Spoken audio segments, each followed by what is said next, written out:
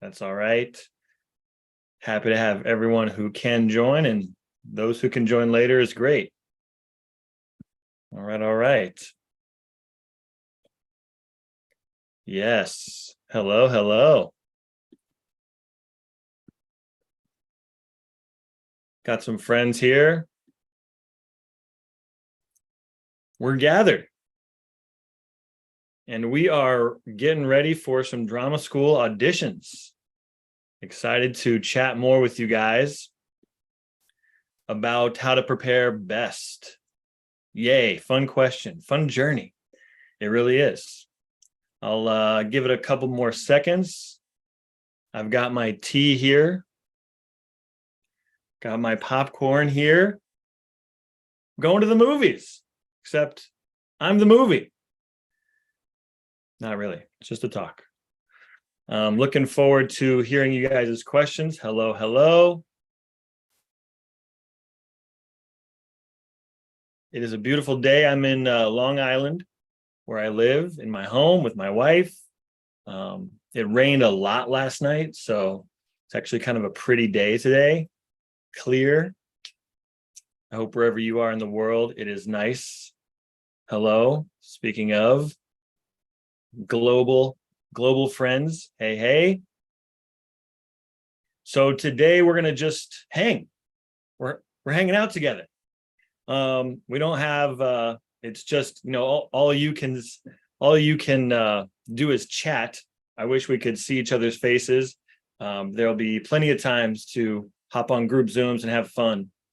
But I'm seeing some familiar friends and names. Please type in so I know who's here and say hello. Yeah, it's gonna be fun. My tea is it's a tea concentrate. So I like chai tea.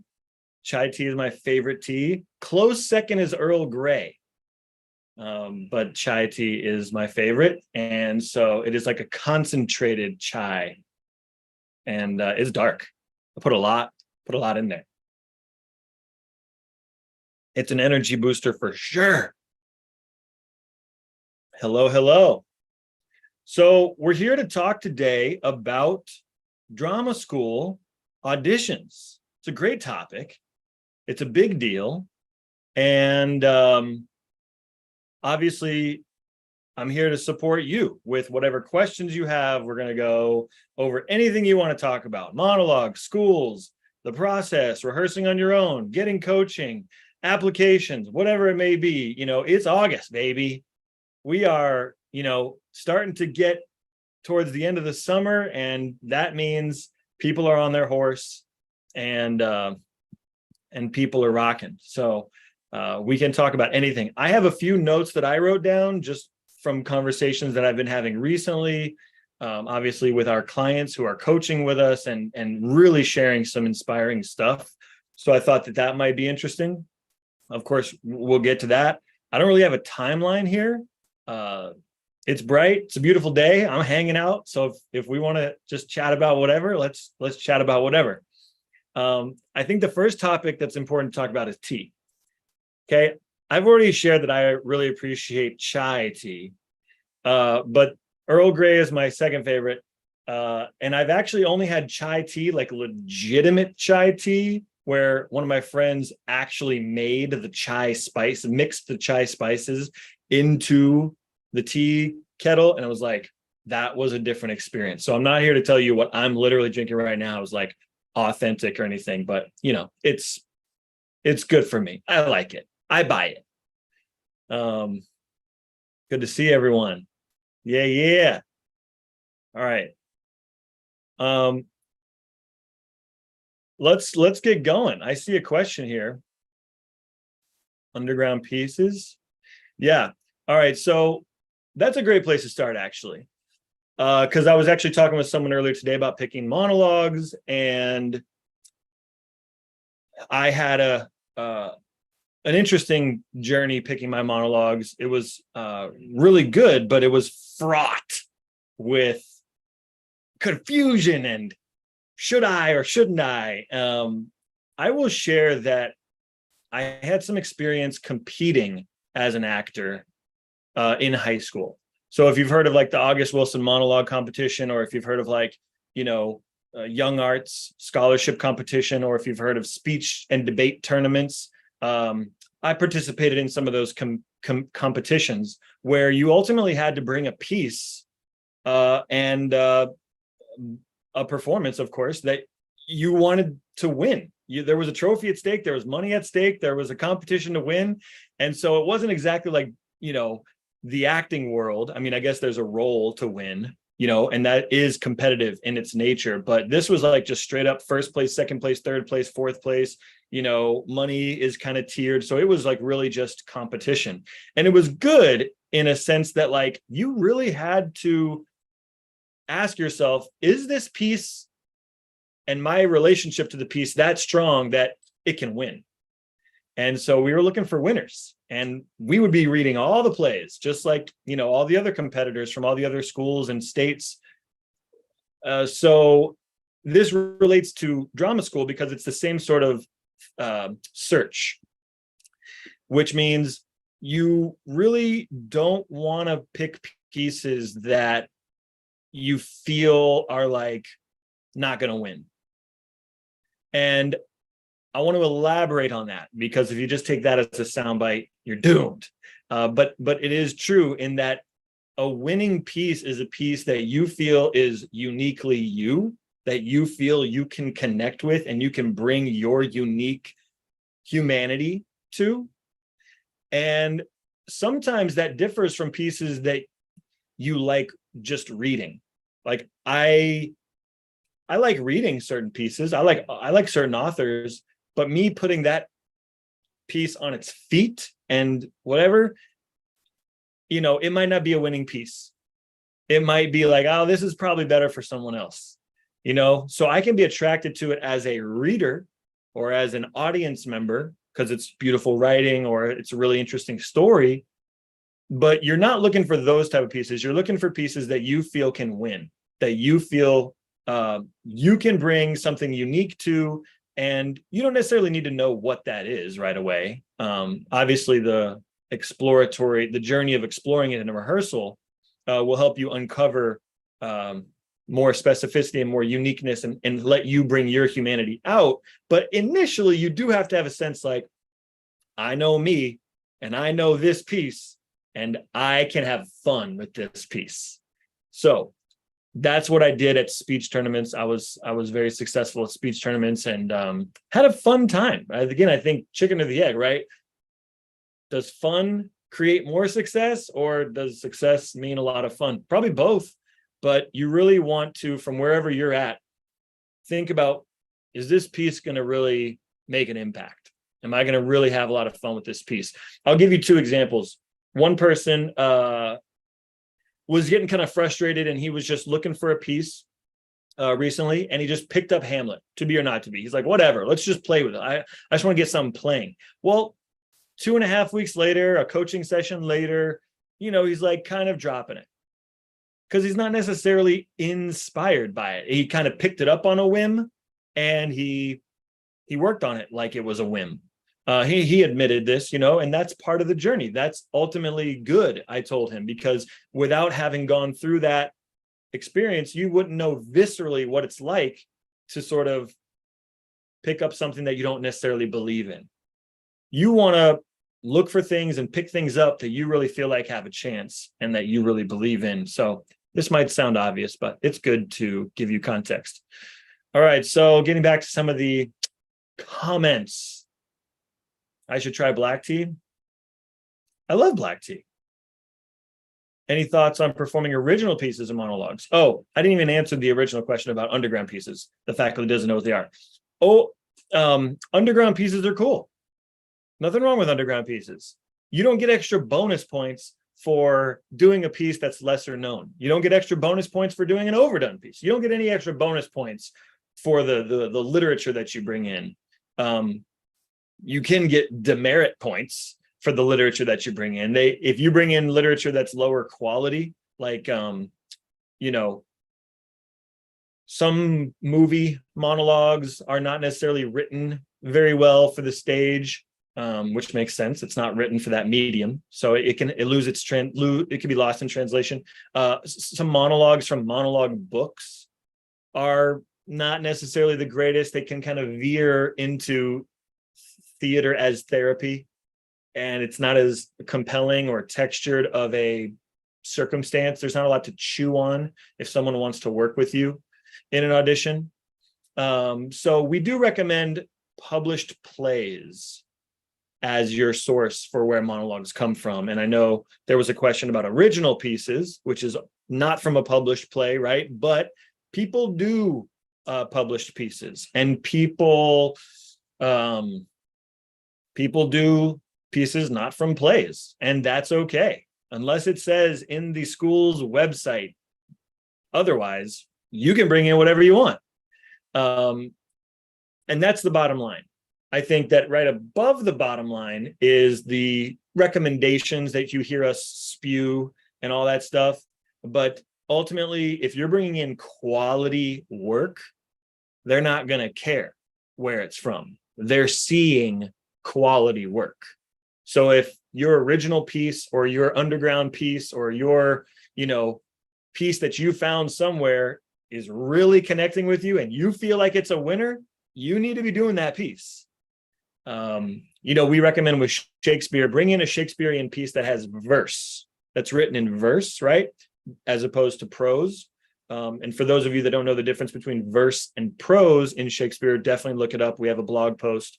But yeah, we recommend verse because they want to see how you handle heightened language.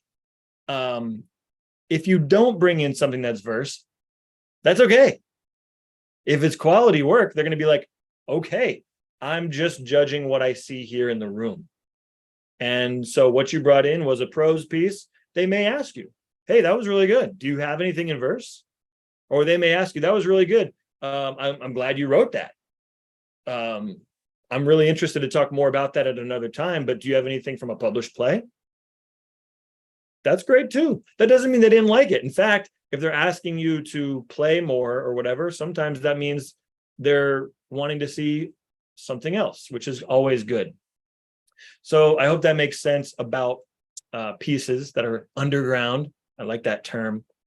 But you can always, by the way, this is a blanket statement for the whole live hangout here. You can email me any questions, or if you have any elaborate, you want me to elaborate, or if you want to hop on a quick call to discuss something specific about your situation, email me.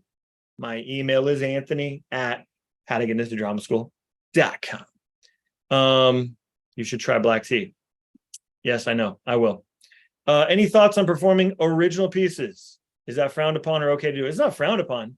Like I said, bottom line, if you feel like that's a winner, remember I was telling you I did speech tournaments. It's not necessarily the environment where Shakespeare is done.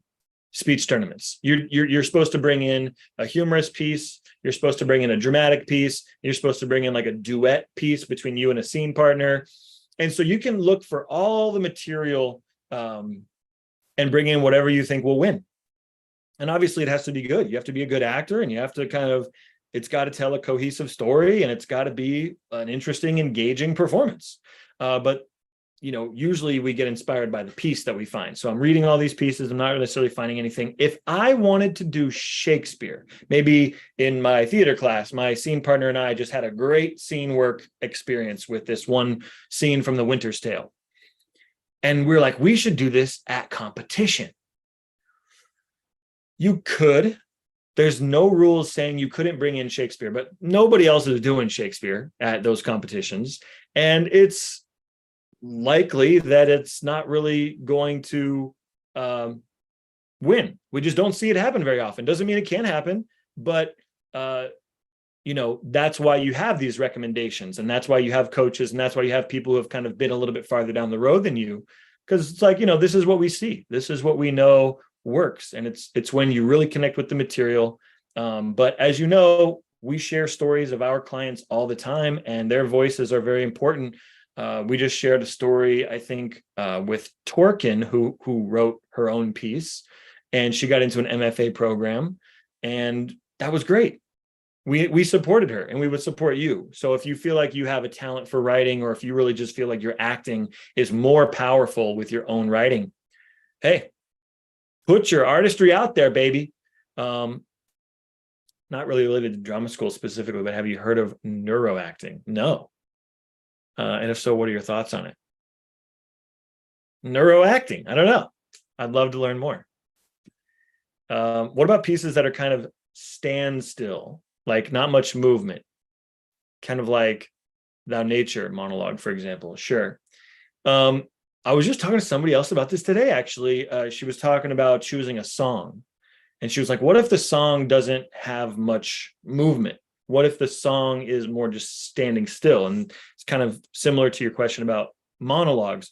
Now, by the way, nobody's directing you to stand still. So just so we're all clear, you can direct your own piece. Nobody's a director. You're the one who kind of gets to determine what the best physicality and the best blocking is for your piece. That was a sidebar. So with monologues that stand still, it's actually very powerful. Quite often, not the worst. Geez, that was harsh. I need some popcorn. Geez.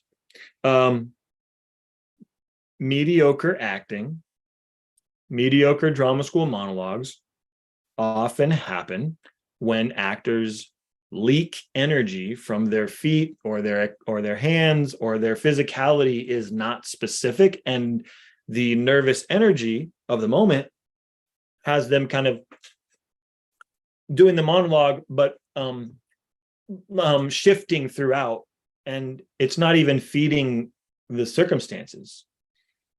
So it's powerful stillness. And I even remember, like we were talking about the song.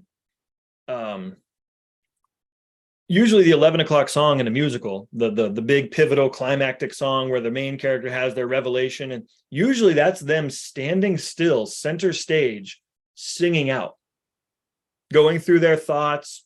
Maybe their inner world is exploding. As the actor, they're thinking about all the things that is changing for the character and all the realization. So it's very active as the imaginative artist.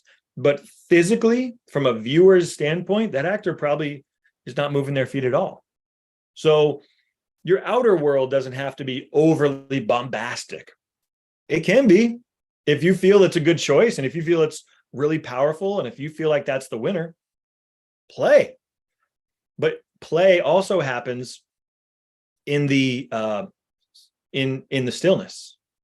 And there's two different kinds of stillness. There's stillness that is free, and there's stillness that is constrained. You don't want that. That's overly tense. That's crippling. That is, you're freezing up. That's paralyzing. So that's tension. You don't want excess tension when you're acting. And so that's the type of stillness you need to be aware of. If you are aware that you're experiencing like paralysis, or like, not in a just if you feel like you're like having a hard time following your physical impulses and just being free, you should stop. You should shake it out. You need to, just shake out your feet, shake out your hands, shake out your head, your body, everything, and then find stillness, breathe, connect with the floor, connect with the imaginary scene partner that you're talking to, and why you want to speak to them, and share. So there's a stillness there, but not as the imaginative artist. As the imaginative artist, the actor who's playing the character, you're thinking about a lot of things, right? My Richard II monologue, the Shakespeare piece that I auditioned with, I didn't move at all. I was basically just standing still the whole time. But in my mind, I was blaming the people here in front of me for taking my crown. I was, standing up for my future and not letting, I was just, telling them like, don't sleep on me. I'm going to get back the crown because I am the king, right? So there's a lot of stakes and anger and pride that was running through me, yet my feet were still. And at the end of the monologue, he says, "Amen," twice. And I remember reading that the first time and noticing oh my gosh, he's saying amen twice. That's a big, powerful word said like twice in the same line almost. There must be a reason he's saying it a second time. He didn't get what he wanted the first time. So he's saying amen a second time to really land his point. And that was clear to me when I read it. So I raised my hand in this grand gesture, amen. And it was like, I didn't move my feet. I didn't really have a lot of movement in the piece, but I guess it was a good performance. So yeah, if that answers your question about stillness. Without nature, I mean, there could be a lot of movement in that piece or none. Any transfer student advice? Transfer student. No advice. Talk to the school though about what transfers, because often with drama schools, they don't want you to just transfer into like the third year or something. If you've already gotten 2 years worth of credits, they may accept some of your academic credits. I am not a representative of any school, nor do I have a big academic focus in terms of transfer credits and whatnot. So I would recommend talking to the admissions department at the school. They are totally there to answer your calls. That's their job, is to make sure you're clear about how to submit applications and what to expect. So transfer advice, talk to the admissions department. But yeah, generally acting schools want to start you at the first year so that you and your cohort can have that sort of trajectory together, that training from the time you start. How many schools should apply to max and minimum? What are the top schools for drama that you recommend to undergrad? Top schools that we recommend for undergrad are different than the top schools we recommend for graduate. So if you're going for your bachelor's, your undergrad, we recommend, actually, I have a list. Why don't I just read our list? And by the way, welcome to anyone who's joined. I hope you have a nice snack like I do. I have to say, I make damn good popcorn. Not too buttery, not too salty, just a nice snack. And by the way, it's air popped. I don't know if anyone's ever turned you on to air popped popcorn, but consider yourself officially informed. Use an air popper. It's healthier, it's cleaner. Not that I'm saying like it's super healthy to have popcorn, but it's not that bad when you're doing air popped as opposed to microwave. Fast facts here on this live. Undergraduate programs we recommend. We have top tier and second tier in the US, and then we also have UK schools. Top tier, Juilliard, Carnegie Mellon, North Carolina School of the Arts, Boston University, University of Minnesota, DePaul, and Pace. By the way, this is obviously recorded and stored on our YouTube channel, so you can always come back and watch this. But again, top tier undergrad, Juilliard, Carnegie Mellon, North Carolina School of the Arts, Boston University, University of Minnesota, DePaul, and Pace. Second tier, NYU, USC, Rutgers, CalArts. These are our recommendations. If you want to know, this is not some objective list. This is a subjective list based on our relationships with the schools. We have a relationship with a lot of these schools, and we understand what the head of the program is really focusing on and where the program is headed and the nature of the students' culture and the amount of performance opportunities you get, the reputation of the school in the eyes of the industry, all these factors that are important to us. And yeah, UK, RADA, Lambda, Guildhall, Royal Conservatory of Scotland, Old Vic, and Central. RADA, Lambda, Guildhall, Royal Conservatory of Scotland, Old Vic, and Central. That's the UK. So those are the schools we recommend for undergrad. And how many schools should we apply to? Great question. As many as you are excited to attend. Do not get pulled into the trap of I need to apply to my top school and my top school only. It's the only one I'm really interested in. I don't know if you're really meant for drama school. I mean, that was also a off the hand comment. I take it back. You may be ready for drama school if you apply to one school. Who am I to say? What I mean is, we have found through our classmates and all of our friends who went to school with us, through all of our clients that we coach and who have gotten into all these top schools, anyone who applies to just one top school or two, such a short list, there's this unnecessary pressure you put on yourself. You know, it's already going to feel like you're going to have nerves. You're going to have nerves. That means you care. So that's good. Nerves are okay.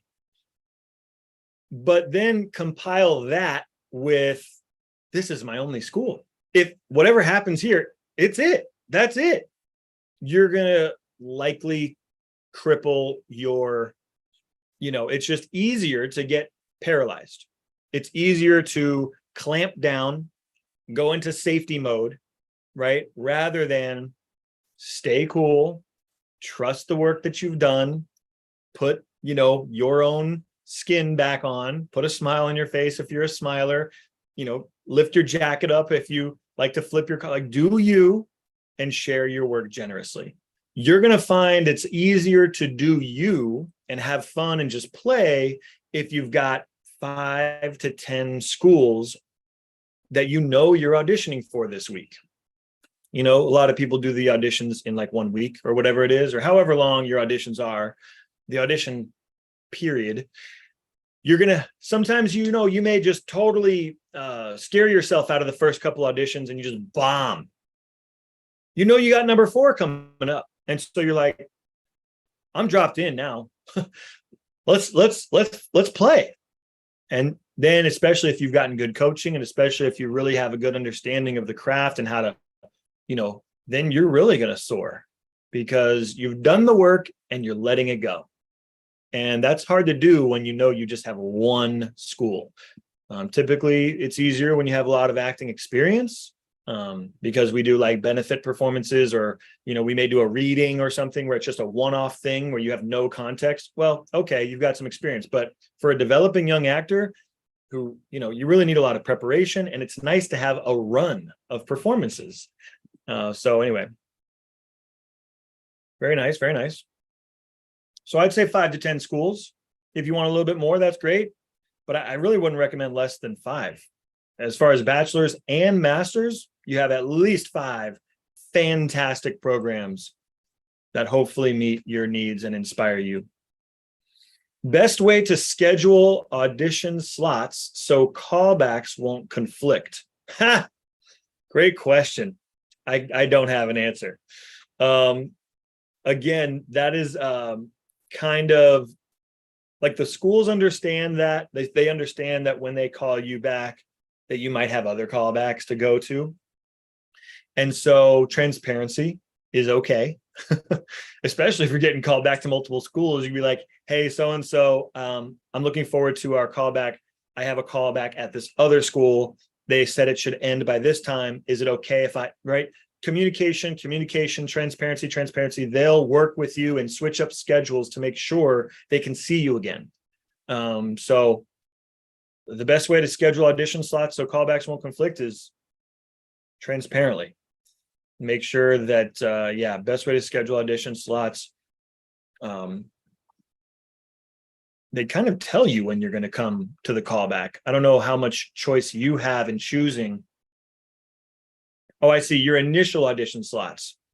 I guess one piece of advice is find out which schools that you're applying to have callbacks that day and like how long the callbacks are. For example, Juilliard, if you get called back to what they call end of day, you will be at that audition all day, potentially, if you're going to continue to go through the rounds. So you don't want to schedule any other auditions on the day of the Juilliard audition, but that's just Juilliard. Other schools, and this is your responsibility and what I would recommend finding out from each school, how long is the day potentially? What is the max length of the day if we go through it, the maximum? And some schools will say, no, we'll keep you there for no more than 3 hours.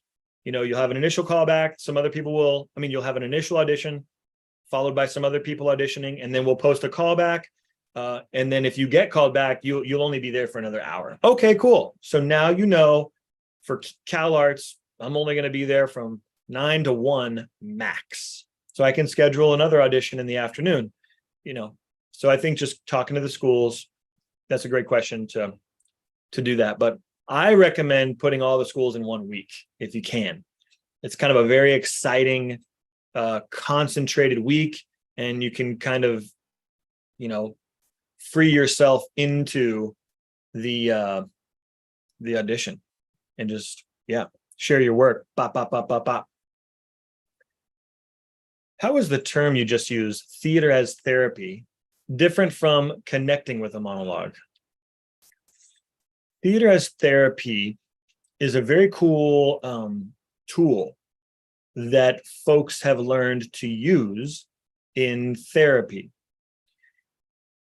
I have not done that, so I'm not speaking further on it, but theater as therapy is a actual practice and an industry, and there are practitioners. But it obviously has to do with processing your emotions and bringing forward feelings so that they come into the awareness. Whereas maybe some of the cause of your trouble has been not expressing yourself. And so theater as therapy can really help. But as you can probably imagine, certain monologues that are not from published plays, that are just written as standalone monologues, are written with this, it almost feels like it's just being written so that author can just, say that thing about that ex-boyfriend and, say all the bad things about them. And it happens to be a 3-minute monologue, but really it's just, not as theatrically compelling as like, what maybe an MFA playwright or a Pulitzer Prize winning playwright or a Tony Award winning writer might tell. The story may be more nuanced. They may have more texture in their stories. Marcia Norman, who is a Pulitzer Prize winning playwright, she's the author of Night Mother, and she ran the playwriting program at Juilliard when I was studying acting there. And so sometimes the playwrights and the actors would get together, and I remember her standing on a platform one time talking a little bit about the process of how she writes plays. And she even talked about, like, I don't write plays, like if they're autobiographical at all, I don't write until 10 years after the fact. I let myself process whatever it is I want to write about. I let myself process it for 10 years. That's a rule she has for herself. And I thought that was really, really nice to hear, because someone of her stature, a writer who is, written award-winning work over and over again, and I really do like her work, there's a process that these artists have. And theater as therapy is not necessarily that type of process. It's a different process, and it results in a different product. So, that's why I say theater and therapy is different. Connecting to a monologue means that when you read it, you feel like, I know this. I can bring truth to this, maybe complexity to this. I can bring nuance. I can bring humanity to this. Maybe if it's an overtly dramatic monologue, you sense the natural underlying humor to it. And therefore, there's this kind of more three-dimensional performance that you naturally bring because you understand what's going on here. Maybe it's about a circumstance that you relate to. It could be something that has a connection to your pain or whatever. Potentially there's like some family drama that you relate to, and boom, there it is, kind of in a play in some regard. That's for you to sort of judge, am I in a place emotionally where I can bring truth to this without becoming a wreck, right?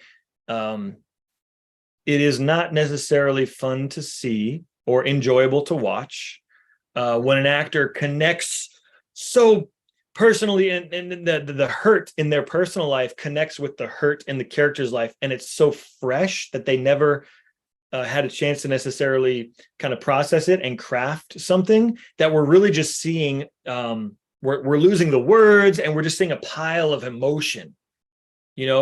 That's not as compelling to watch as someone who, we can hear the nuances in the language, we can see the emotion happening, we can sense the nature of the drama, and it kind of is a universal thing that we're starting to feel as well.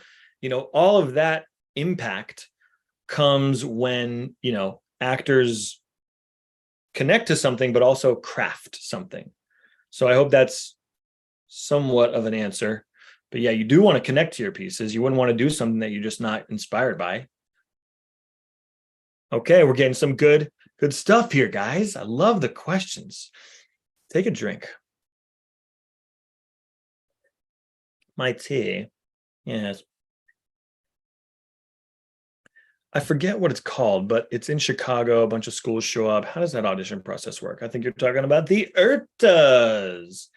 URTA, URTA. If I had to tell you right now what it meant, I think it means Unified Regional Theater Audition.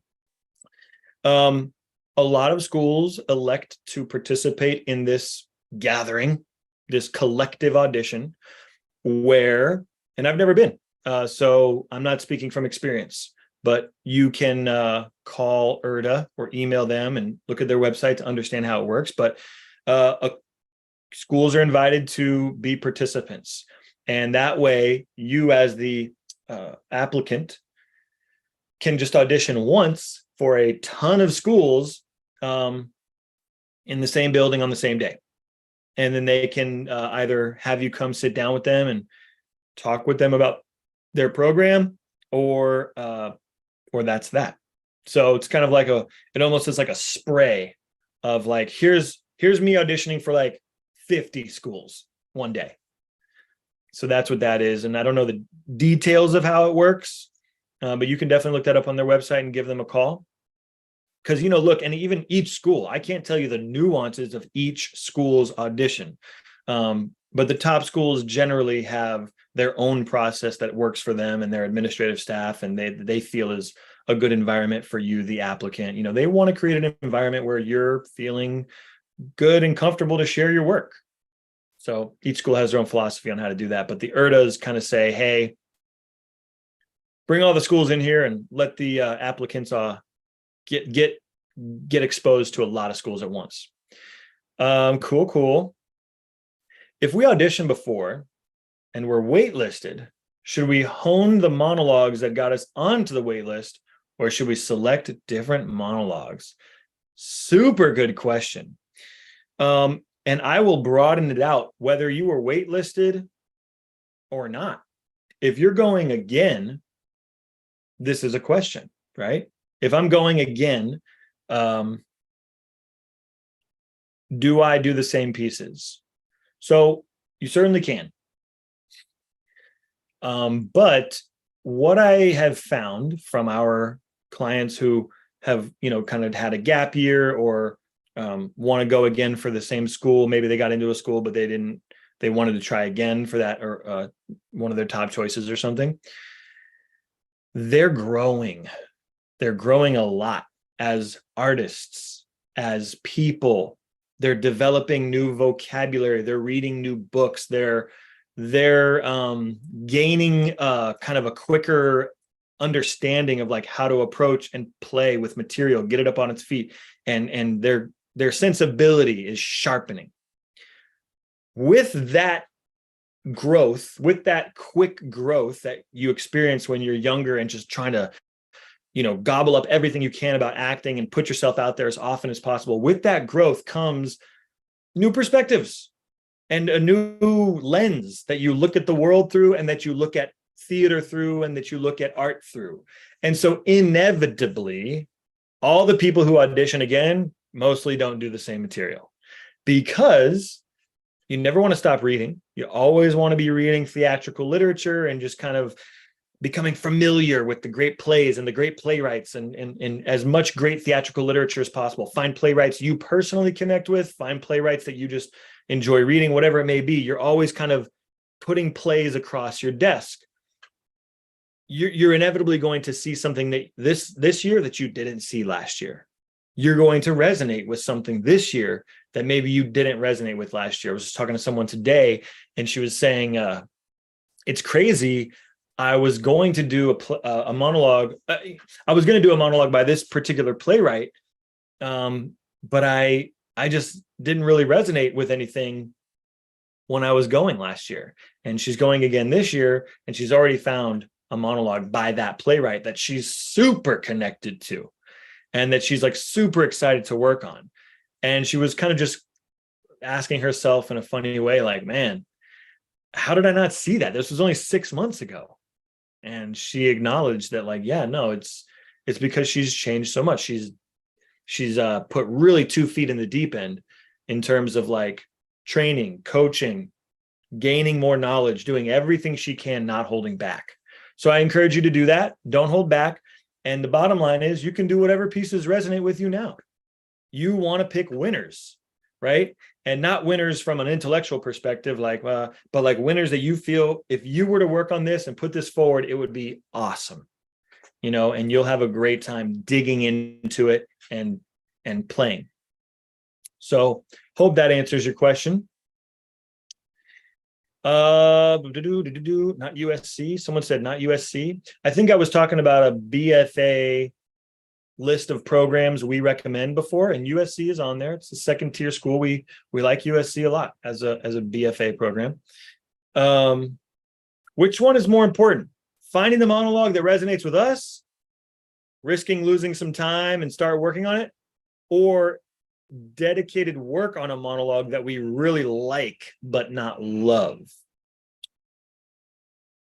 I mean, it's a nuanced question. You're basically saying, should we hold out for something that, is going to make us like over the moon for this monologue? And should we like, prolong how, when we start working on that? Or should we just be more interested in getting started on working on something that we really like? That's me like making sense of it for myself. Yes. You should know yourself. Some people are a little bit more in their head than others, and are more reticent or more careful to start working on something because they're not sure if it's the right piece. Right? If that's you, you probably want to have a chat with yourself and say, can I really work on this? Can I play with this? I think one thing that I found is that we don't really do it up here. My buddy was talking to me today. He was working too hard, and he was kind of hitting his head up against the wall. He was just trying to discipline himself and get to rehearsal. And he realized that in the going of it, he lost some joy. And when he took a moment, and so he viscerally had that experience, and he pulled back. He was like, I need to go watch a movie. I need to, he did something else. I forgot what it was, not read a book, but, he watched like a poetry performance on YouTube or something. Like he just kind of engaged in some more like inspiration. He wanted to create room for inspiration. And I think it's important to do that. All of that to say, he wouldn't have been able to tell himself that intellectually. He only needed to create that room for inspiration, and he had that visceral experience because he went at it so hard. So I don't think it was wrong of him to like try to discipline himself and really put his work ethic to the test and grind. Because why? That led to a realization about what he needs. So I think you're at an advantage here in August when you have some runway still, where you can put pieces up on their feet. Go for it. If you like it, trust yourself and go, don't hold back. And if after working on it with a coach or working on it for a little bit, you're like, this is going nowhere. Okay. And if you've really given it a good faith shot, then you know in your being that this is not going to be something that you want to do. But you can't really make that decision intellectually. You've got to, if you like a piece enough, you should do it. I hope that makes sense. When writing SOP, statement of purpose, should you stick closer to the topic of why acting, why now, why this school, or err more on the side of life experience so they can get to know you? Ooh, nice. We got a great group. Great group. Good questions. Gotta get a sip of tea for that one. And I'm being very animated, so just forgive me and all my antics. This is a really fun topic for me, and obviously I know how meaningful it is to you, so I'm trying to be as clear as possible and not BS you. And sometimes that gets me all jacked up. Also, the tea gets me jacked up. And I love popcorn. So I'm just a happy man right now. All right. Question was, when writing your statement of purpose, should you stick closer to the topic of why acting, or like why now, why this school, or err more on the side of experience, life experience, so they can get to know you? Both. I know you knew I was going to say that. No, if you're honest about why acting, they will get to know you. You don't need to insert, I love Seinfeld, so they get to know you. You need to talk about why acting and why now. If you do that authentically, they're going to get to know you. The other big advice I have for statement of purpose is, stay close to the prompt. Schools craft to the letter what they want you to write about. That prompt is not long. Well, some of them are actually like a little paragraph, but they tell you very specifically, write about this. Write about this. And it is infuriating, I think, to schools when, people just generically write something, or they can tell that, oh, they just copied and pasted this from the other one, right? There's going to be elements, of course, that are across all of your personal statements, but follow the prompt and be authentic. If you're going to answer their question authentically and speak about the topic that they're interested in authentically, you're going to have plenty to say, and they're going to get to know you through that share.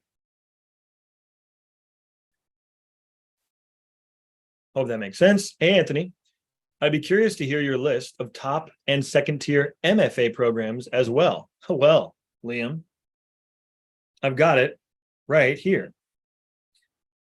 If you are looking at MFA programs and I haven't shared with you our list, here it is. This is 2023, by the way. And just for everyone's reference, we are talking to these schools. We want to understand what their culture is. We want to understand what they want to achieve for their students. We really respect what their goals are.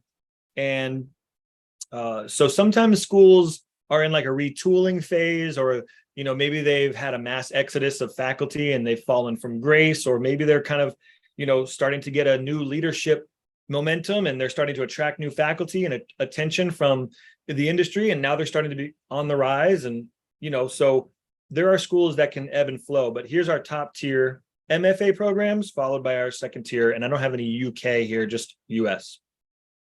Top tier, Yale, Juilliard, Columbia, NYU. Yale, Juilliard, Columbia, NYU. Second tier, a lot of good schools, USC, Pace, USD, Temple, Brown, CalArts, UCSD. A lot of good programs there. Now that I'm saying that out loud, I have to call one of them. Yeah, but that's where we're at. August 15th, 2023. MFA programs we recommend. How many sessions would you recommend having before the first stage of auditions? Well, that's a good question. For those of you who are applying to international programs, oftentimes those schools will have you submit a pre-screen in like months before the in-person audition. So if the in-person audition is in January, sometimes they'll have pre-screens due by like November 1st or November 15th or something like this. Look at each school's website to understand the requirements, but especially if you're an international student, I think they want to be sensitive to the fact that you'd be flying in for an in-person audition, and they don't want to make you do that if your work is not even up to par. So the pre-screen is for that purpose. It helps the schools not have to see as many people, and it also helps the applicants not have to spend a lot of money when there was, their work is not there yet.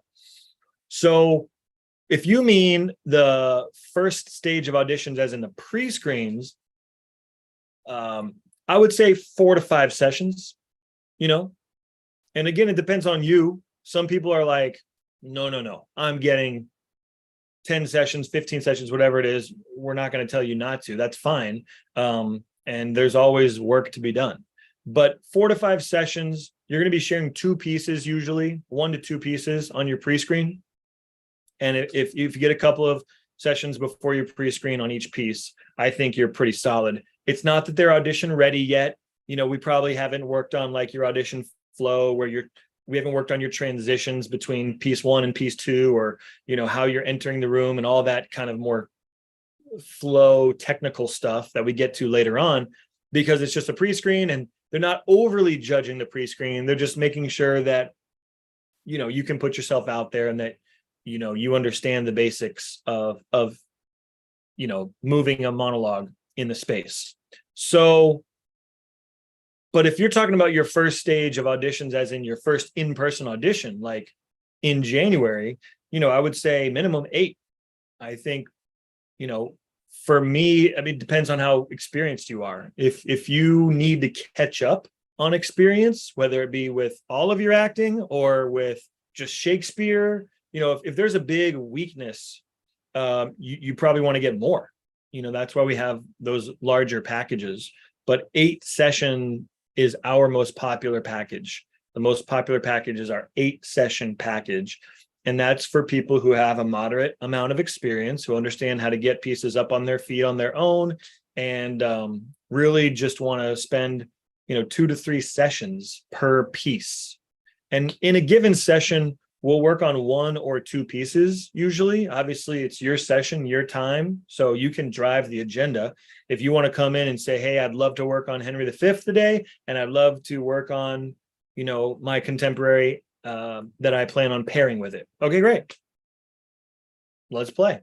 And we'll let you run your pieces, and we'll give you notes, and we'll talk about where you're doing well and where the story is unclear, and ask you questions to sort of unlock your imagination, and maybe give you exercises and adjustments that we know of that kind of help you smooth out some of the rough patches, or help you kind of get out of your head and just play with more instinct.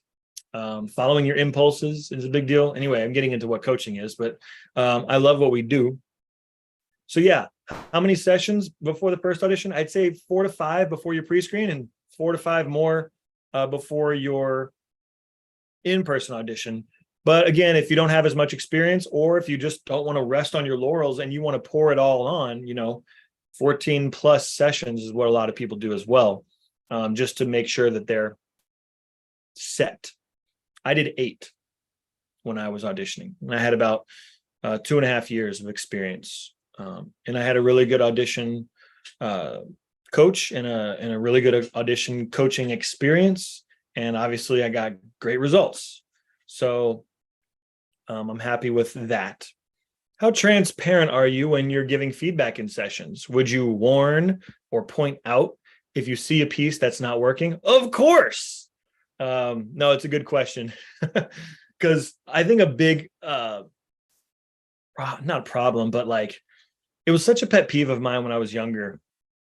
Like, just give it to me straight. You know what I'm saying? I can take it. This is my art. I trust you. That's why I'm inviting you to coach me. Tell me if I'm off base. I need to know if I'm in the ballpark. I need to know if I'm, sniffing some interesting work or if I'm boring you. So, yes, of course, we will tell you, usually the first thing we have you do is share your work, have at it. Let's see, let's play. And you'll share your piece.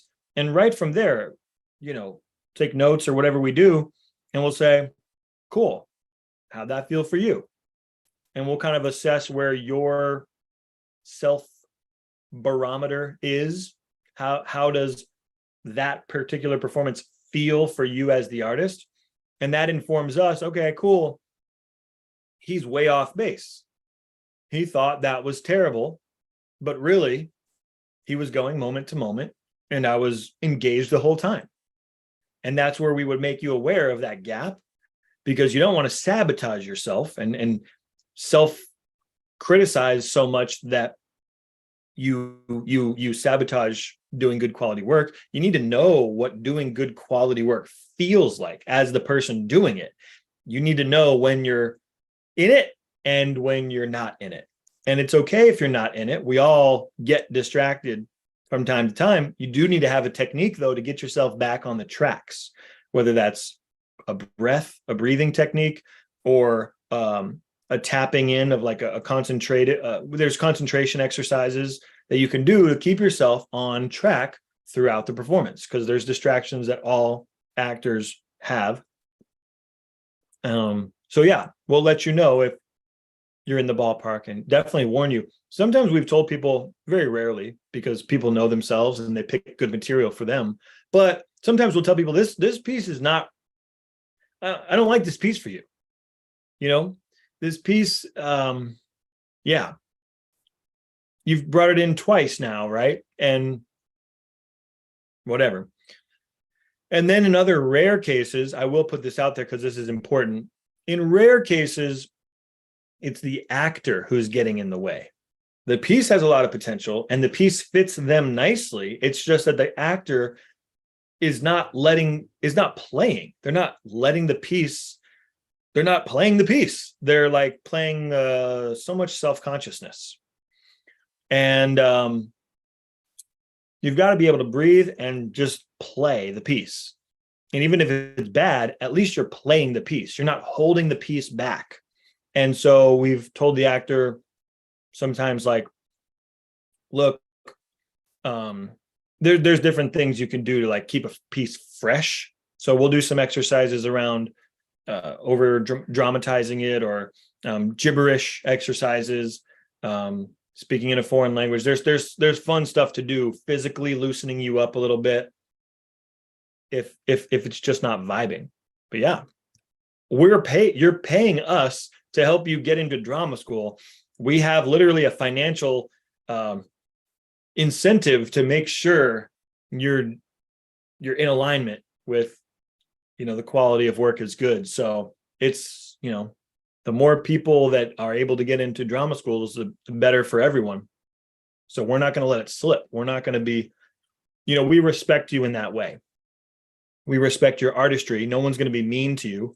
We've seen people at all different levels, and we've seen people at all different levels succeed.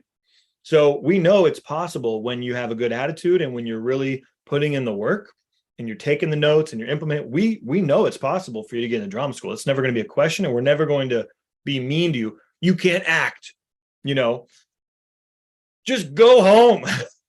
We're not going to say that. And we're never going to be like, do it this way, right? You're doing it wrong.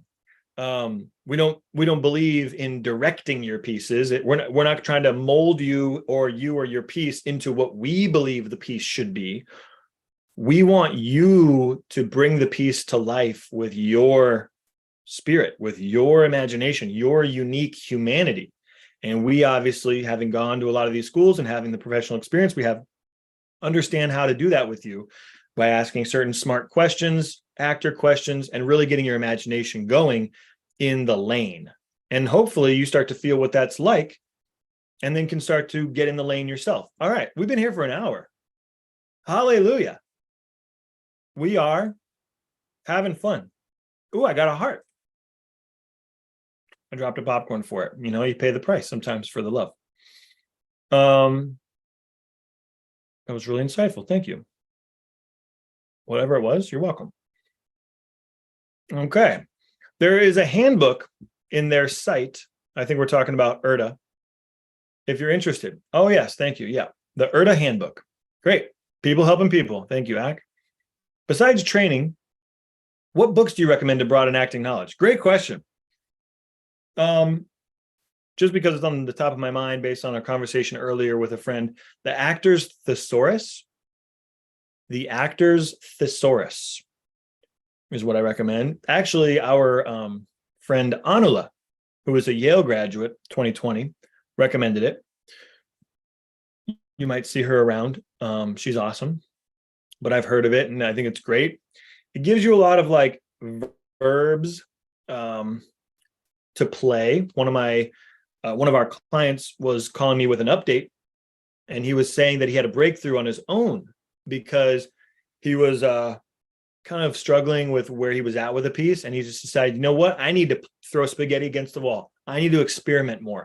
I'm locked in too tight with what I think it should be, and I need to break that open and just be in the moment and play something truthful. So he got the Actor's Thesaurus, and he just literally flipped to a page and he pointed to a word, and it was blackmail. And there was like another one too, but anyway, blackmail. So he just did the piece blackmailing the other character. And it's not like the play was written or the moment in that monologue was written to blackmail the other character at all.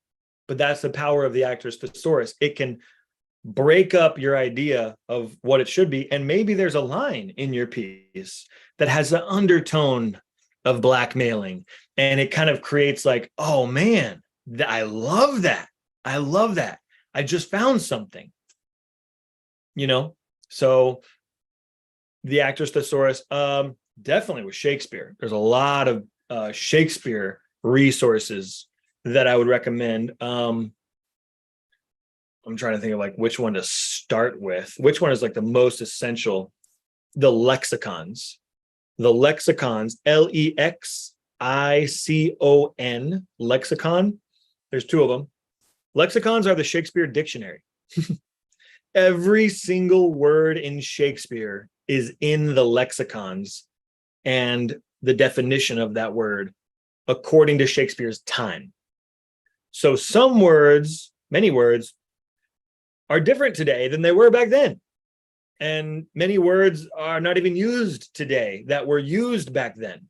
And we as modern actors may assume we know the word, what it means, like, you know, wherefore. We may assume we think that that means where, but it doesn't. It means why.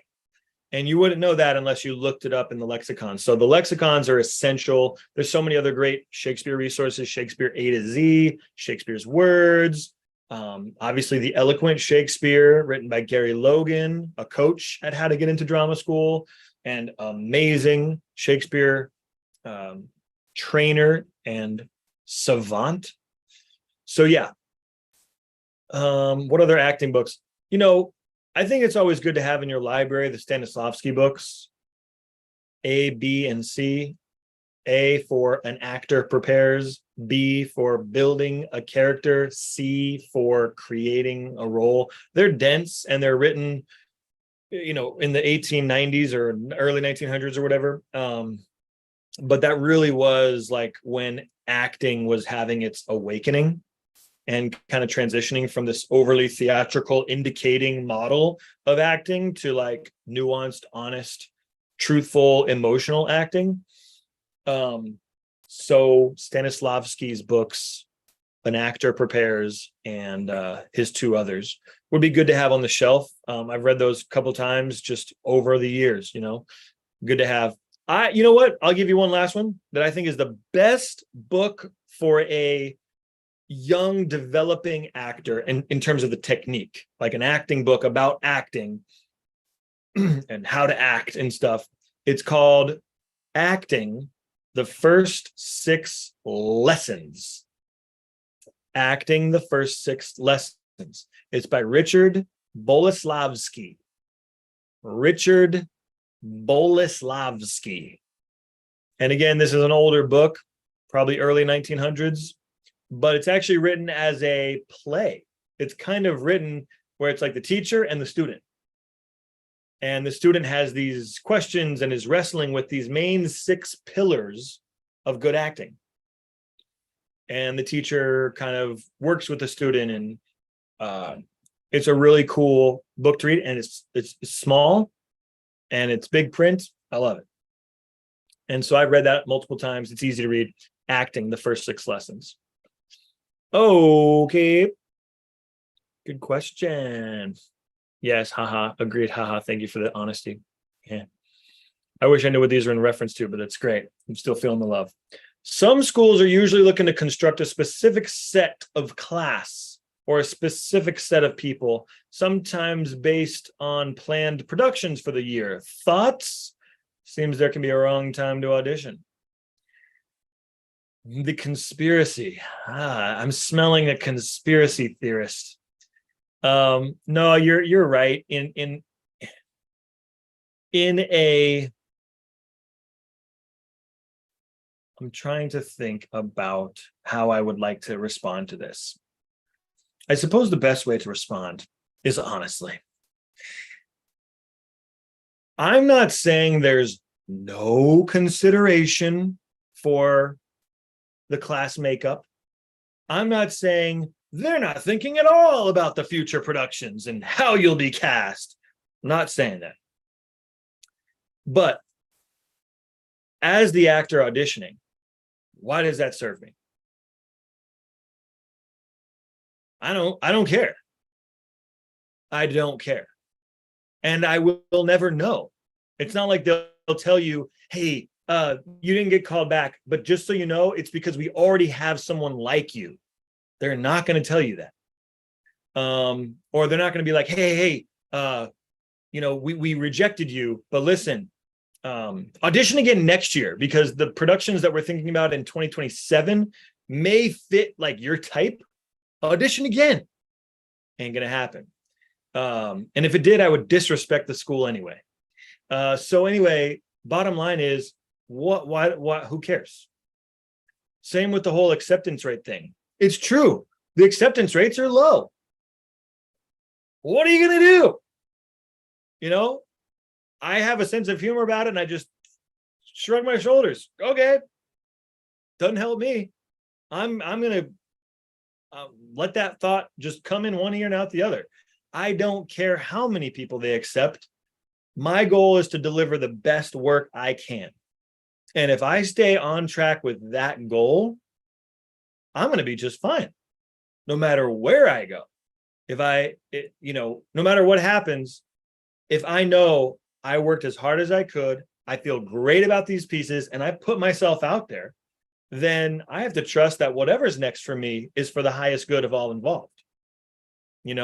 So yeah. I hope that makes sense. It seems that there can be a wrong time to audition. I don't know. I don't think you'll ever it's not for you. It's not really for you to judge that. In the real world, it's a different question.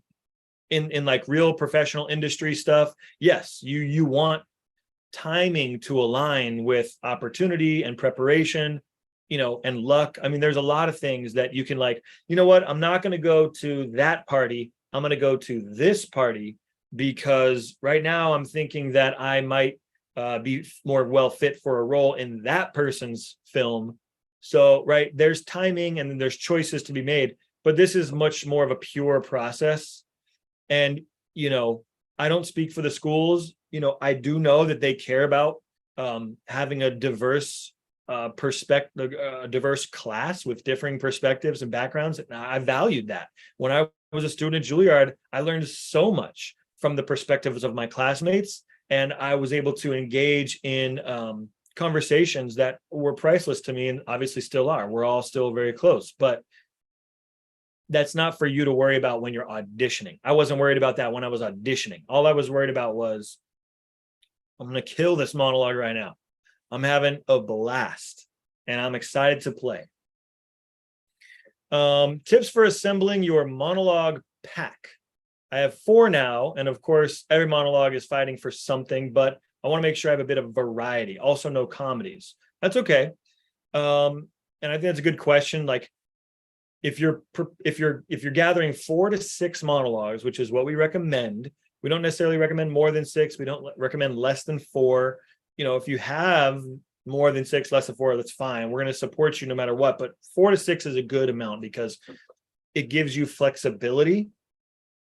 Like on the day of the audition, if you're not really feeling piece A, you might be more just in the moment for that. You might want to be open to doing piece B today. And you have that flexibility and that option if you have prepared a good 4 to 6. And if you don't want to do 7 or 8 necessarily, because if you're trying to work on 8 pieces at once, you're not going to go as deep as you possibly can, unless you really just have a lot of time and pay for a lot of coaching, which is fine too. But 4 to 6 is all you'll need. No one's going to ask you to do more than 4 pieces or 5 pieces. Sorry, back to the question. Assembling your monologue pack. Here's the deal. Here's all I thought about. I didn't think about, well, I'd be lying if I said that. I thought about drama and comedy, okay? But in retrospect, you don't need to. And my actual auditions did not always contain a drama and a comedy. So we very much preach, you don't need to worry about drama or comedy, but I know you can't help it. So that's fine. Here's what I was thinking when I was assembling my pieces. If I like this piece, that's the bottom line. I've got to like the piece. I've got to be excited about it. I think it's, a good piece to do because I can bring myself to this piece. This piece feels like me. Let's play. And then does it contrast with one other piece? Does it contrast with one other piece? That's all it has to do. So if you've got a classical piece that you really love, does it contrast with a contemporary piece? If you got a contemporary piece you love, does it contrast with a classical piece? They don't all have to contrast with one another. If your 2 classical pieces are very similar, that's fine. No one's asking you to do 2 classical pieces only. If the 2 contemporaries are the same, that might be somewhat of an issue because some schools do ask you to only do 2 contemporary pieces. And so you might want to make sure that you have at least 2 contrasting contemporaries. But yeah, as long as you have 2 pieces that contrast with one another, because that's what you usually have to present, 2 pieces. And when you do your initial audition, you want to present 2 contrasting pieces. Quick breakdown, if you don't know already, on what contrasting means. It just means out a piece that brings, it just means choosing pieces that bring out different parts of you. Like for me, Italian-American Reconciliation was the name of a John Patrick Shanley play that I chose to audition with. And it brought out this kind of like vulnerable part of me that connects with my friends in private. And, when I would tell my friend my closest secret or something, maybe something I'm a little bit vulnerable about or nervous about, or, don't always have the perfect words for, I stumble over myself a little bit, kind of that, vulnerable masculine part of me. And already just by me explaining it, you can sense there is a part of me that resonates with that. That contrasted with my classical piece, Richard II.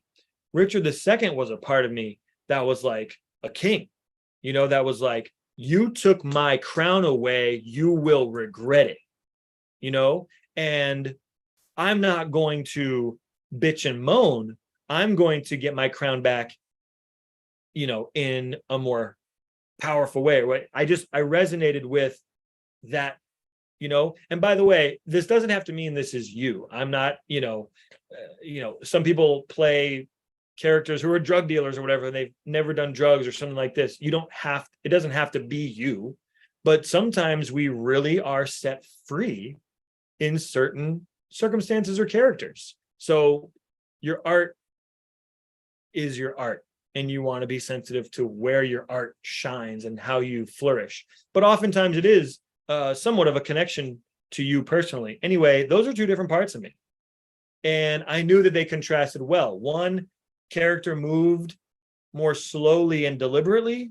One character was kind of more like a bird, and maybe a little bit TMI, too much information, kind of half sentences here and there, whereas the other cared very much about how his words were landing on others and using economy of language. Also the status, right? If you know that you're a poor kid from Brooklyn, that the character is is not of much means and is struggling to pay rent or whatever, like that informs your behavior. That kind of creates, if you let it, that kind of creates different hand movements and different speech patterns. You can get creative with all that. Whereas if you know your character is a king, is royalty, right, or is of noble birth and status in an era where a class system was obviously the way of the day, how do you carry yourself then? Can you bring out that part of yourself? How do your hands move then? Those are all considerations when creating your character. And you don't want to depart from your backbone of truth. Like, I don't want to just indicate kingliness, right? That's children's theater. You want to bring yourself and that part of you forward and breathe and talk and walk with that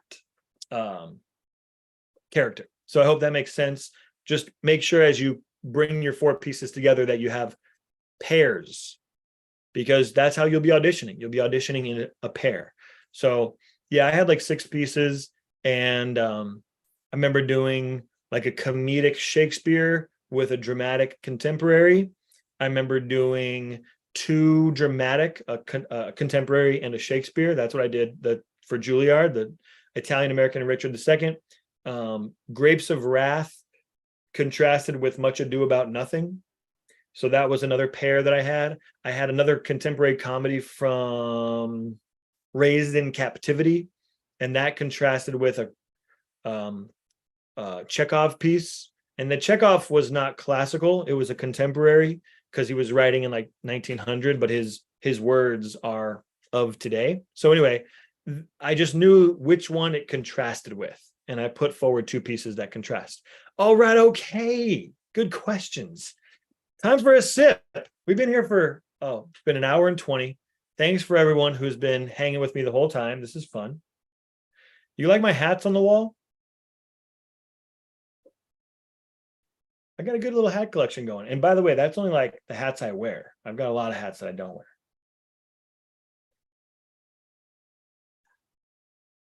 Chai is good. All right. When you're waitlisted, do they remember you more when you go back?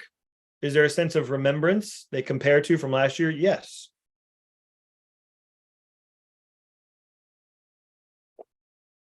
Indeed.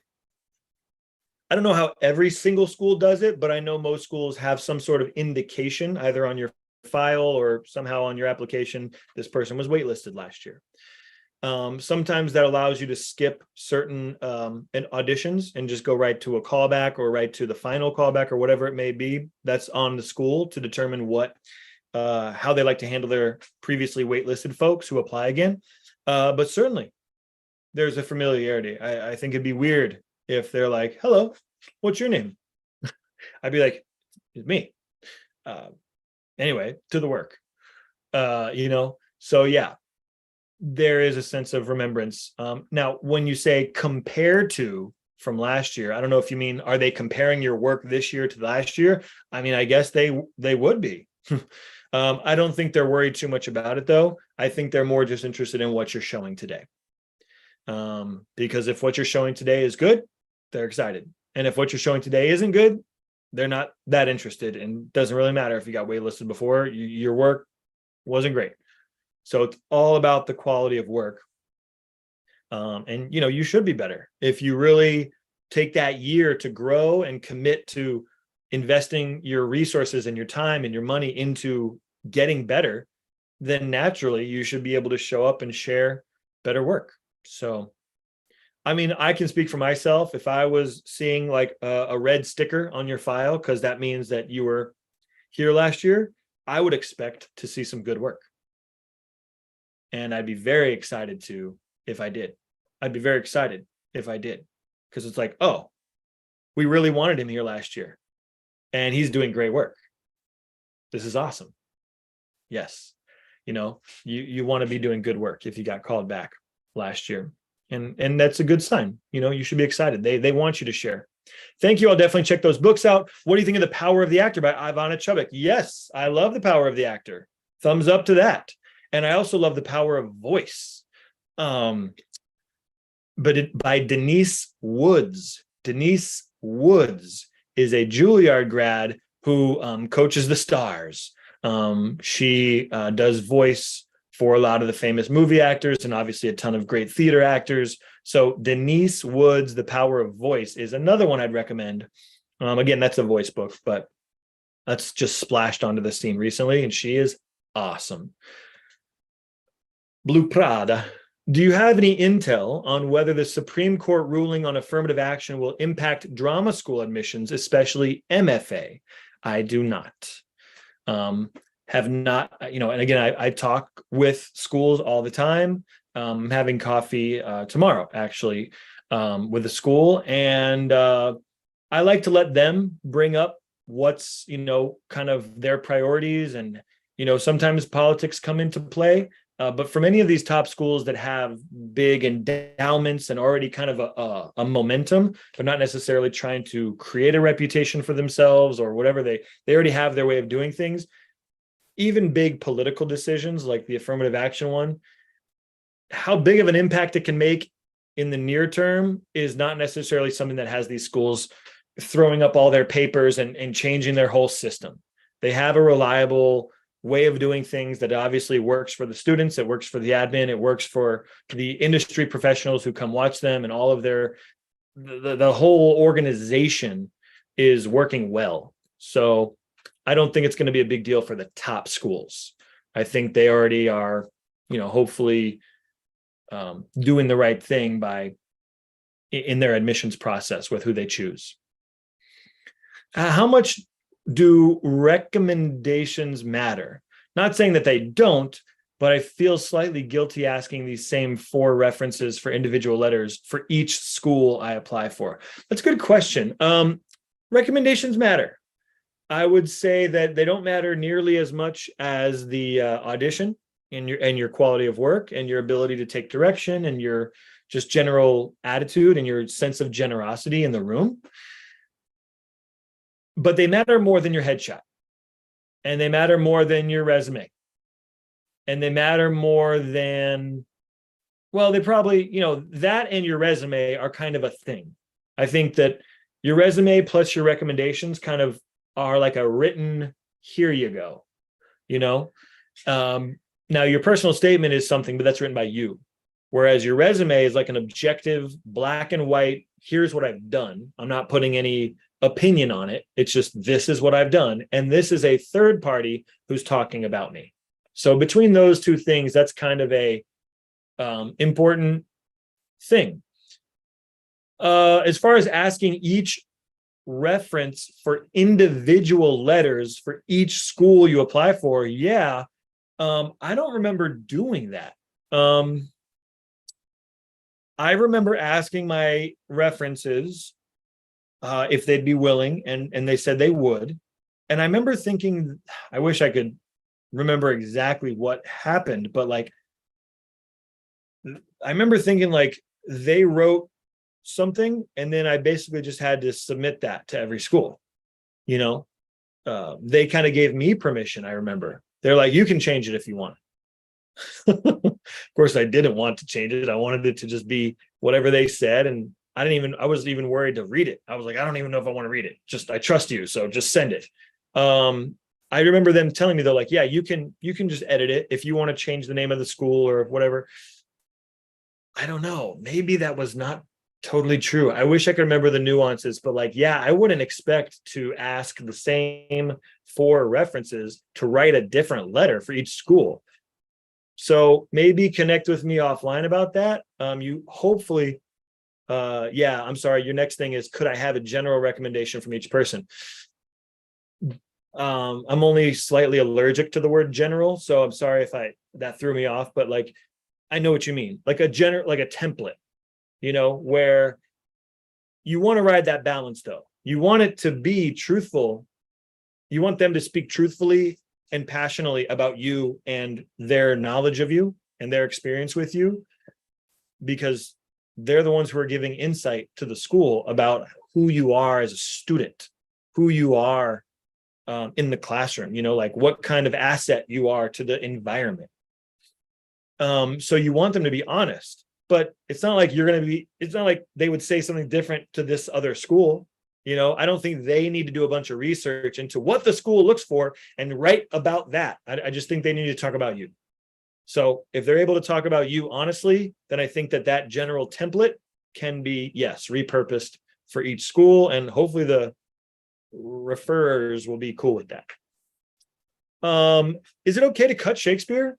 Thinking of cutting 2 very popular lines of a Shakespeare piece and placing it at the end. Hoo-hoo! Pause for effect. Yes, it is okay to cut Shakespeare. However, Shakespeare is the diciest. Shakespeare is the diciest one to, I wouldn't say cut. Like, cutting is fine. You want to cut 2 lines out, that's cool. Removing those 2 lines and putting them at the bottom, you're a bold man. You are a bold man. No, I mean, the reality is the schools tend to know the Shakespeare pieces because obviously there's a finite amount of them, and they've seen these actors audition all over the years. So there's only so many monologues you could do. So you've probably seen a lot of the Shakespeare pieces. Plus, you're working on Shakespeare in class. You may be directing Shakespeare. As a school panelist, you're probably familiar with most Shakespeare material. So if you see a Shakespeare piece and it ends right here, but this actor has 2 more lines, that can stand out more than if you did that with a contemporary piece. A contemporary piece, you can get away with a lot of cutting and restructuring or whatever to meet your needs. Shakespeare, I think the advice is to generally keep to the script. And, if you need to cut out a line throughout, you can do that. Let's talk about what you're thinking. And I think that's more of a special situation. Okay. I was waitlisted for Juilliard. It's great. So that school does the sticker stamp process, right? Yeah, when I said the red sticker, yeah, I think that's Juilliard. Hi, Anthony. What's up? Glad you came. We're still on. We're having fun. I got my chai tea here. I got my popcorn. What do you got? I know you can't share pictures, but hey, tell me what you're snacking on. And I know it's starting to get late in the UK. I wonder if my friend from Turkey is still on. It's crazy late over there. Can the coaches we work with be used as references? Great question. At How to Get Into Drama School, we do not act as your reference. We don't write letters of recommendation, and there's a reason. And it's not a selfish reason. We are always wanting to be able to get you into drama school. So if it was advantageous for us to write recommendation letters for you, we would, because it's in our best interest to get you into drama school. So we do everything we can.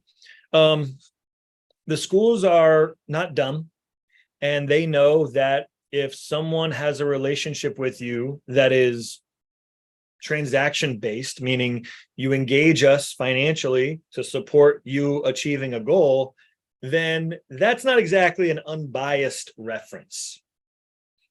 There's a conflict of interests there. So if I were to talk about, and and they also know that, we're a monologue coach, meaning it's not like we're a director who's worked with you for 6 years, or it's not like we were on an unrelated project where we saw a transformation in you and had a great artistic experience with you and could speak to that. This project of getting into drama school and coaching your monologues is the relationship we have. So because of those reasons, they don't look fondly on monologue coaches writing recommendation letters. In fact, it is to your disadvantage. Now, what we do sometimes, and we do reserve this on our own, we don't really tell our clients, to be transparent, we do talk to people, because we have relationships and friends and everything like that. It's always an ongoing conversation about, did you see this person's work? Did you see this movie? Oh yeah. Who did you, see, whatever. We talk about good work. So there's the word remarkable comes to mind. If your work is remarkable, then we will remark about it. That's just the way of the world. And that's probably how you are. That's the same. That's how we are too. So, keep doing remarkable work and keep pushing for your work to be remarkable. And sometimes we don't know why we get to the places that we do. Sometimes conversations happen. We've never overly manipulated anything, though. There's none of that. I think drama school process is a very pure process in general, which I actually love because it really is just about the work. And there's other factors, sure, but people want to, schools want people with the highest artistic potential.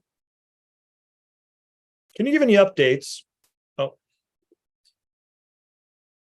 Kathy was talking about you, my end of day callback, the training and stuff. Kathy Hood verified. Oh, that's nice. Kathy is great. She's like the mama of the drama division. Can you give any upsides beyond the obvious of the beauty of applying to Juilliard?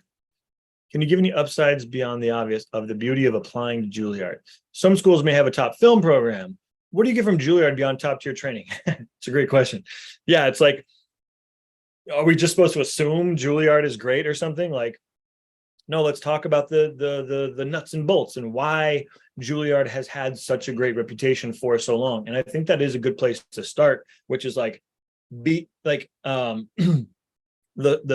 heads of the Juilliard acting program have changed over the years, and yet the school continues to hold true to its values of top tier artistic training. I think that, I don't know how, but man, oh man, they have an eye for talent. Like when I was, if I do say so myself, that was a backhanded compliment. No, but seriously, I was astonished at my class. I love my class. And just, I don't know. I mean, it could just be the competition. I mean, more people apply to Juilliard than any other school, and therefore the acceptance rate's probably the lowest because they only accept the X amount of students. So it is like there's a smaller hole to fit in. And so therefore the folks who do actually come out the other side are really, really good. But I think that the talent of your peers is unrivaled. I've had a lot of friends at a lot of other schools, and their classmates are super talented and really, really good. But something on the fairy dust of those students at Juilliard, it's just like, there's something crazy good about you guys. And I actually still love going to the Juilliard performances. I think it's some of the best work in New York. They're not publicized. They don't do good publicity. Like obviously Broadway and off Broadway have better marketing departments, but like, man, it's probably the best value ticket to a theater show in New York. $20. I don't know what it is now, 20, $30. I pay the student rate or the alumni rate, but, yeah, it's the best. They're on fire. Those kids are on fire and it's awesome. The other thing, a lot of performance opportunities. I love that about Juilliard. They let you perform like from day one. You're working on a show. It's not like, oh, we're going to take the first year to, give you some basics. And then we're doing all that in class, but at night we're working on a show like from day one. So, and it's not necessarily like a show with big lights and big sounds and all that stuff. Full productions happen as you go throughout the training, but you're definitely working on putting together a cohesive show from day one. And I loved that. So you're never really at school without working on a project. So it kind of feels like professional in some regard. What else? Obviously the quality of the faculty, these are all obvious ones. The showcase is well attended. It's in New York. I mean, these are obvious things, right? You kind of, the benefit of New York and the closeness of all the professionals. Okay. I mean, the guest directors are pretty stellar. Sam Gold, who has gone on to do incredibly big projects as a director. I mean, we were chatting every day for like 2 years, because he's just kind of either guest directing a project or he's working with some of the directors or whatever it is. So he directed me in 2 plays, and that was really fun. There was some really great just guest directors. And I think guest directors are a big connection that you can utilize once you leave school. And that really helped me. So yeah, other things. I can't think of anything else at the moment, but if I do, I'll let you know, Keithan. LOL, love the idea of moving lines in Shakespeare. Turns out he wasn't so perfect. Yeah. No, and here's a fun fact about Shakespeare. Speaking of lines and moving them around. So you may know that Shakespeare did not write his words, like his whole play down, and then it got published like it would today. A writer writes it, it gets published, and everybody can have it. They didn't have that back then. So the way that Shakespeare's plays got written down was that the actors would say them out loud to a scribe, usually like a kid. And because the actors sometimes had different dialects or maybe misremembered their words or whatever, the scribe would just write down the way that they heard it, trying to think of an example of a word that has survived the times. Anyway, if you had a dialect and you maybe said the word war, like where, we're going to where, then it may have been written down W-A-R-E instead of W-A-R. I don't know. This is all interesting because, there were as many lines that were missed and there were many words that were missed. The quality of mercy is not strained. The quality of mercy is not strained is a line from Shakespeare. But if you look at the word strained, it's constrained. The quality of mercy is not constrained. But to fit within the verse and to kind of accommodate the speaker's like shortening of the word, it got written down as the quality of mercy is not strained.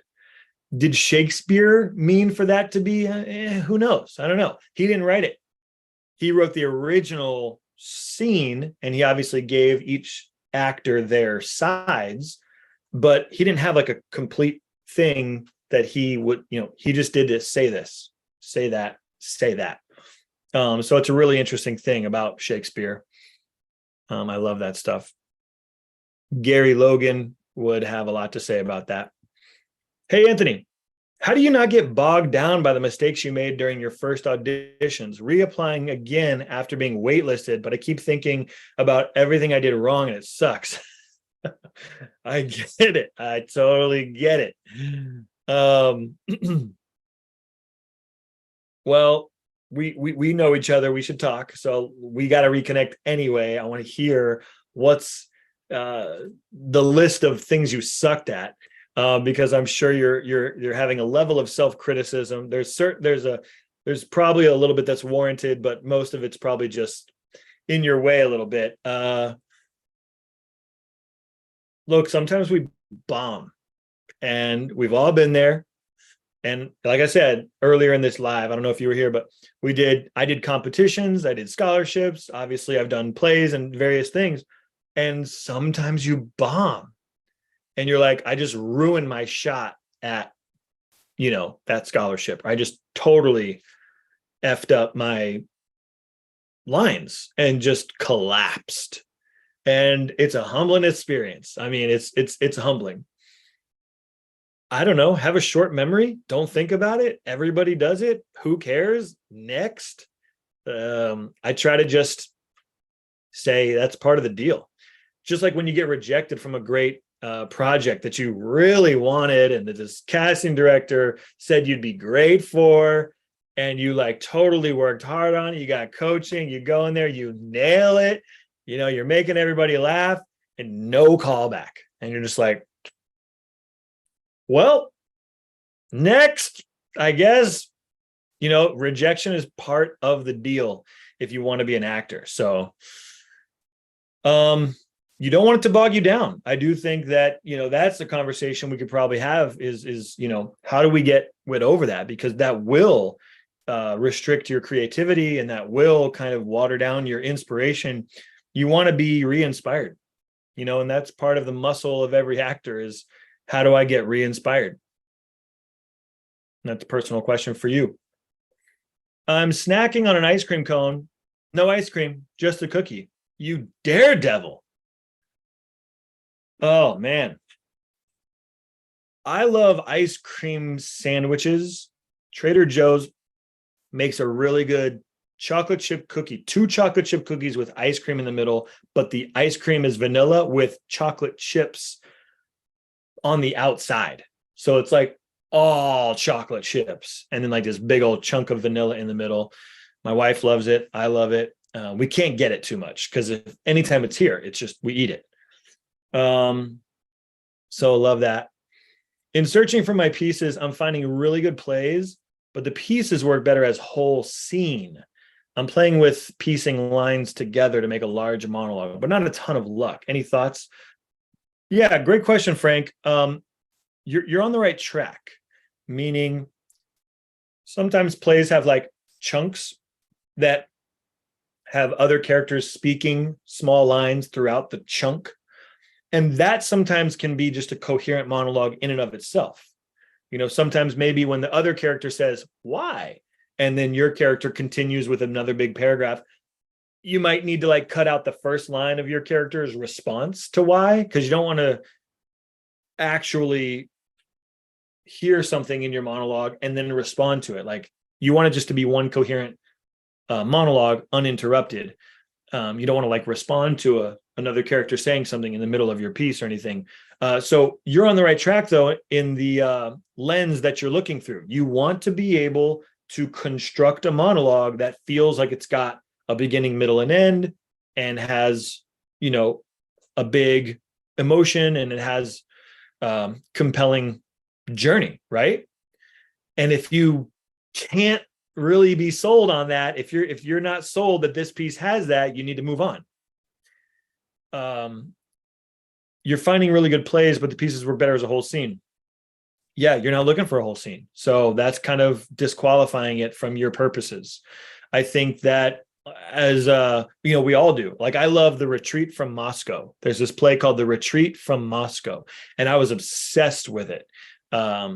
My senior year of high school when it came out or whatever, and just wasn't anything in there. I thought for sure there would be a piece that I would love in there, and it just wasn't. And I was like, these are all amazing scenes, and there's like big chunks of text. Like, can't we stitch any of this together? And the answer was no, you can't. Go away. That's what the play was telling me. And I just had to be like, damn. All right. I love this play. But it's just scenes. No monologues. I'm looking for monologues. Hope that helps. How do transfer students get references? Well, I've never thought about how references would be different for transfer students. I think references, I would like to know more about what your thoughts are. Why would you think transferring requires a different type of recommendation? And if I'm missing something, I'm sorry. I'm not picking up what you're putting down. But recommendations are recommendations, whether you're a transfer student or not. So I'm not sure how that correlates. I really like how Juilliard curriculum seems very raw and bare bones at the beginning, and towards the end, costume props are added. Seems like they really push your creativity. Totally understand what you're saying, but I guess I could speak for myself as a student there. None of that really changed. So like the addition of costuming and custom pieces and extravagant sets and cool effects didn't really change the process. It was just more adornments to what we do. And I think that may be the spirit of the training, is like, we're going to train you bare bones so that in the first year or two, when you're working on those sort of projects, those shows that have less production value, you're still delivering the content, you're still delivering the gold of good acting, so that when we start to put all these fancy costumes and lights on you and everything like this, the integrity of the work remains. So nothing really pushed my creativity. If anything, I got to play more. I remember being in The Misanthrope, which is a 1700s comedy, and there was a hot tub on stage. The director was French, which is also where the play was written, in France in the 1700s. And she really loved Moliere, the playwright. So she felt comfortable to do like things with it. And we put a hot tub at center stage, and my character was a fop and was very boisterous. And I got to take all my wig and my heels and all my hose, all the funny stuff that they dressed me up in. I got to take it all off and get into the hot tub in like these like long, whatever underwear, I guess, down to my knees or whatever. But it was so funny. It was a cool moment for me that I wouldn't have gotten to do in the more bare bones rehearsal projects, because I got to create a comedic moment out of how long it took to take off all my stuff and how excited I was to get in. So there's I guess more creativity there. I would say it was just more opportunities to play, but like I didn't change my process at all, and none of us did. I think we all really the lights and the sounds and the costumes kind of just magnified the integrity of the art that we were dedicated to. I think of Trader Joe's as mostly a snack central wonderland. Oh God, yes. It's dangerous. It is dangerous. All right. Well, this has been phenomenal. I've had a good time. I'm going to let you guys go. It's been about the 2-hour mark, and I just got a text from the most well-respected Shakespeare director in America. I'll leave it to you to guess who that is, and it's not Gary Logan. Maybe for those of you who are joining our Acceptance Accelerator 101 program, which starts October 1st, you will definitely get to meet this person. We are extremely fond of this person. I'm not giving away their gender, but I'm very excited to chat. Okay. I wrote just this final thoughts down. Thank you guys again. Thank you guys. You are the ones auditioning. You are the ones in the room. You are the ones exploring these pieces. You are the ones reading. I really acknowledge you for putting yourself out there. And that's what it's all about. We want you. We don't want your idea of this character or what you think it should sound and look like. No, we want you to connect with some material and bring your truth to it. And we'll kind of, help you elevate it to a really exciting thing for you to share. And we are inviting you to join. We want you to have inspiration throughout the process. So of course, if you're doing one-on-one sessions with us only, then we'll of course support you in those one-on-one sessions. But then we also have our Acceptance Accelerator program, which is one-on-one sessions plus group events like master classes and special group calls with special guests, and like everything. So that also is about being in a community of people who you recognize, that are like you, that are like-minded, that are really going for it as far as growing their acting and getting into these schools. And so leave room for inspiration throughout this process. That was a big message to me today, that I got from the friend I spoke with. He really went so hard because he was so dedicated, and he was hitting his head against the wall trying to develop that discipline and just, I got to do this, I'm going to do this. And that's not going to yield your best work. You want to, obviously you want to work hard. You don't want to skip steps. You want to play and experiment and be willing to go through each, step. But at the same time, continue to maintain your humanity. Continue to be inspired by poetry, by visual art, by movies, by conversations with mentors. Stay open to inspiration. And I think you're going to arrive at your auditions in a really nice, raw place where you can really give your gift. And that's my wish for you. So with that, I will bid you adieu. And thank you very much for joining me today. It's nice to see all of your names, and hopefully we'll see you soon. And keep working hard. Keep having fun. Talk to you later, everyone. Bye. The chai tea was great. Thanks for joining me with the popcorn. Adios.